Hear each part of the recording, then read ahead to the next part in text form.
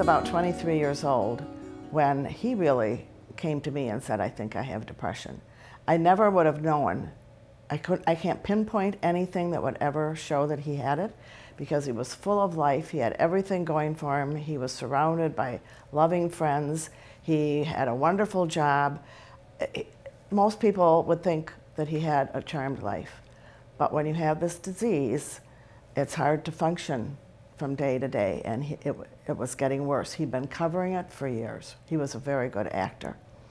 So he got into treatment, and he was very angry about having this disease. I think at that age you feel all your friends are leading a perfect life.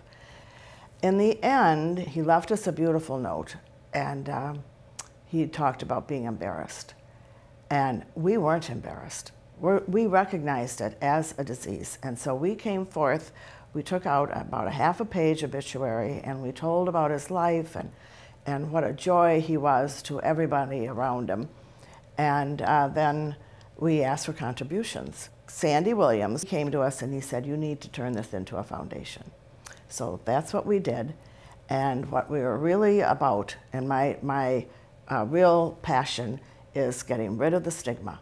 One of the unique things about the Charles E. Kubly Foundation is the way that we actually go about implementing our mission, which is not with a big staff and a lot of people, but instead it's raising money and then directing those funds to other organizations that are doing things in line with our mission.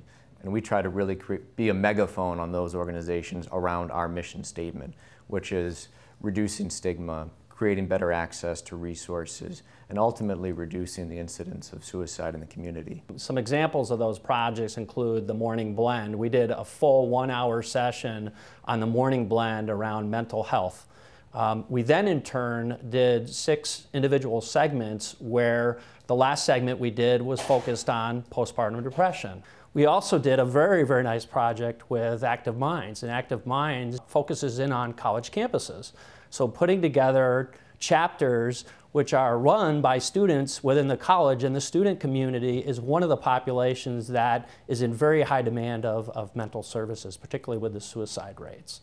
Another way that the organization goes about trying to touch as many people as possible through its funding efforts is identifying projects where we're going to be training the trainers, or we're going to be interfacing with the primary care physicians, instead of just the individual that does need all that attention, but we can't really reach every single individual that needs the attention. So our goal is to try and get to that person through somebody else. We also have done projects that are specifically teen focused.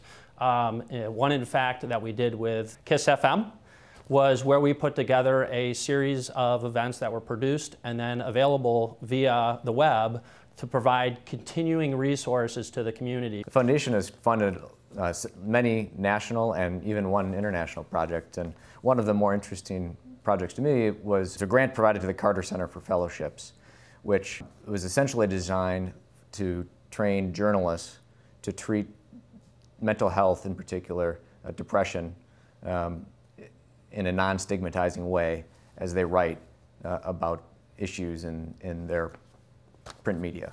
The foundation supports lots of different groups, ranging from different age groups to men and women, different races, ethnicities. Another one that we've been funding lately has been veterans. And one interesting project that we've identified and funded is Dry Hooch, which is a support network for returning veterans that have a need to talk about mental health issues. Raising awareness and reducing the stigma associated with mental health is one area that we focus, but another area that's real important to us is suicide prevention. We've funded many, many different projects that have put resources in the hands of people that need it the most, whether it's 24-hour contact center, call center, help services, whether it's putting resources into college campus students' hands. We've worked with a lot of companies and foundations, entities like Mental Health of America, Our Space, and Cope Services to develop resources that we can deliver to the community. The Charles E. Kubly Foundation goes about raising funds through really a fun way, which is the Beyond the Blues event. And the original idea for the event really stems from Charlie's, the organization's namesake, his passion for blues music. and having a good time. He was actually kind of the life of the party and always lit up a room whenever he came in. And that's the way all of us remember him, and thought there's no better way to raise money for the organization, to go about our mission, but to do something that Charlie would have loved to do were he here with us today. One of the really exciting things about working with the organization is that we've grown year over year over year. We've funded nearly $1 million of projects, and that's really heartening. But there's still a lot to do, a lot to do. And we need support from other donors. We need other organizations to redouble their efforts and keep getting out there. This is just the tip of the iceberg. So everybody needs to get involved and make a difference somehow. When we started, I had no idea how long this would last. I didn't even think from past 1 year, and here we are 7 years.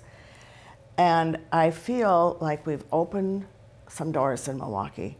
I feel people are beginning to talk about it, and I know that with me, I am a talker, and I tell my story about people ask me how many children I have, and I say 7. There's usually a gasp. And then I say we lost one to the disease of depression. And it is amazing how many people will open up and tell me their stories. And so I am so thrilled that we have been able to do this. I just feel Charlie's helping us because we came out of the box so fast and we've had such support. And through, first it was just a lot of our wonderful friends, and now there are people I've never met, have no idea who they are. And this just pleases me to no end. I think we are making a difference.